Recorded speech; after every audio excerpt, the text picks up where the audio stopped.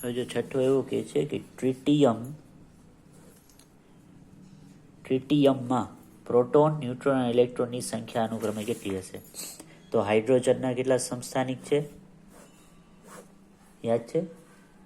1H1, બીજો 1H2, 1H3. આને કહેવાશે પ્રોટિયમ, ડ્યુટેરિયમ અને ટ્રિટિયમ. ક્વેશ્ચન એવો પૂછ્યો છે કે ટ્રિટિયમમાં પ્રોટોન, ન્યુટ્રોન, ઇલેક્ટ્રોનની સંખ્યા અનુક્રમે કેટલી? તો આ tritium 1H3, proton, electron, neutron. Electron કેટલા હશે? જેટલા પરમાણુ ક્રમાંક એટલા ઇલેક્ટ્રોન, જેટલા પરમાણુ ક્રમાંક એટલા જ પ્રોટોન. ન્યુટ્રોનની સંખ્યા કેમ શોધાશે?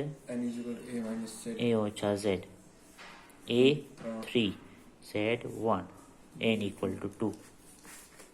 ઓપ્શન જો પ્રોટોન, ઇલેક્ટ્રોન, ન્યુટ્રોન. તો 1 1 2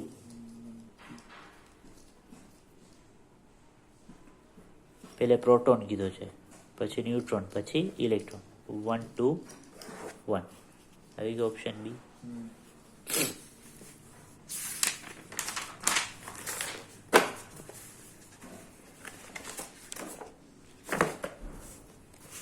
બીજો 17Cl 35, 17Cl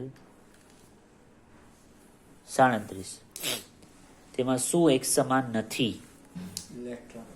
ઇલેક્ટ્રોન ને પ્રોટોન તો સમાન જ છે, ન્યુટ્રોન સમાન નથી. જવાબ આવશે ન્યુટ્રોન.